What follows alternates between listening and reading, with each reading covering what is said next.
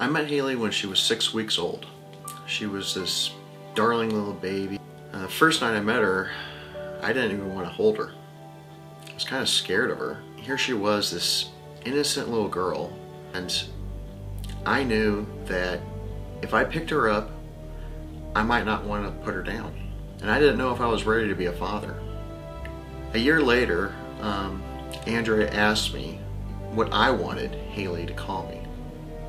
I said I wanted her to call me Dad. I wanted her to have a dad. I wanted someone to be there for her.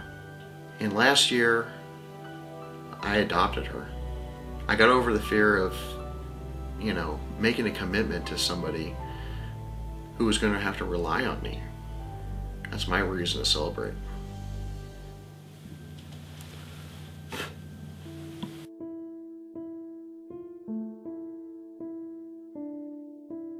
So, in sharing an experience in my life that most people probably don't have is that I have lost a child.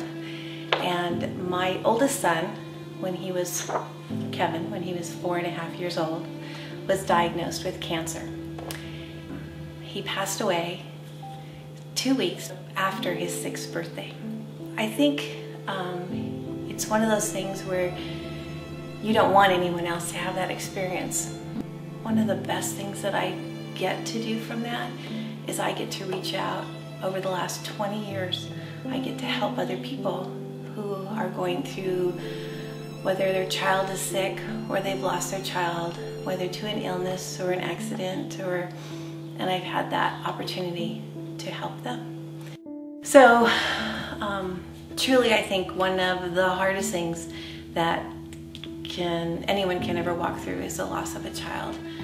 And but you still go on and you still live and you raise other children and you continue with life, but you don't forget the child that you lost, and you honored them. And we still honor Kevin's birthday every year. He'd be 26 this coming year. And so in honor of that birthday, I'm going to blow out a candle for him.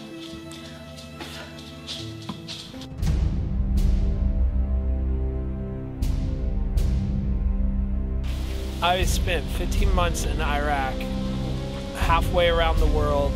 We had to build stuff like desks and tables and stuff just so we can feel somewhat normal, where the only way we could get anything that was somewhat normalcy is through a gas station size place for about 2,000 soldiers, which was almost impossible to get anything that you needed. Just being that far away where rockets would come in and hit your compound daily and blow up right side where you sleep, and for family and friends.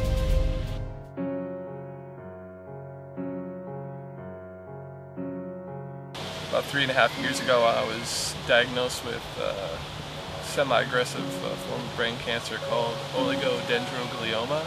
It's definitely cliche, but at the same time 100% appropriate to say it. That's one heck of a wake-up call in life.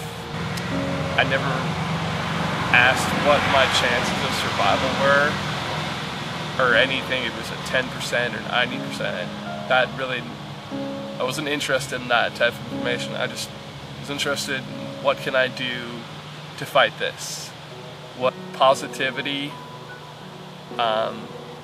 played such a gigantic role in it all. Just a way I never felt it had any power over me. I just looked forward to spending that day doing stuff that made me feel good. I knew that would in turn negatively affect the tumor, and it's really to that point where I almost forget it's there sometimes. I'm more worried about being late to work than I do the brain tumor that I have. It's a good feeling. It's a very good feeling.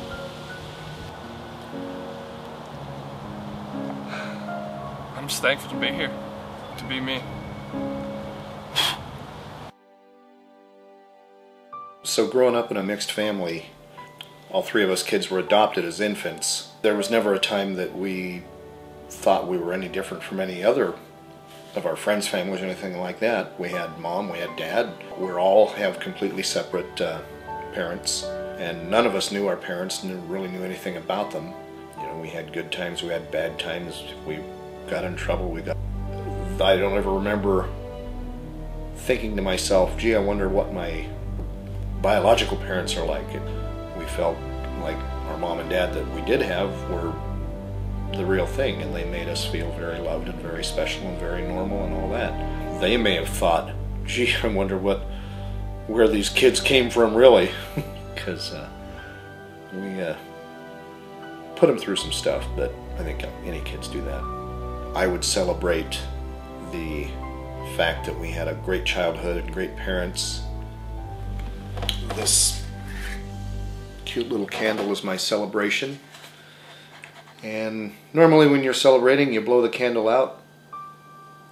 I'm choosing to leave the candle lit for the family that I may yet meet someday.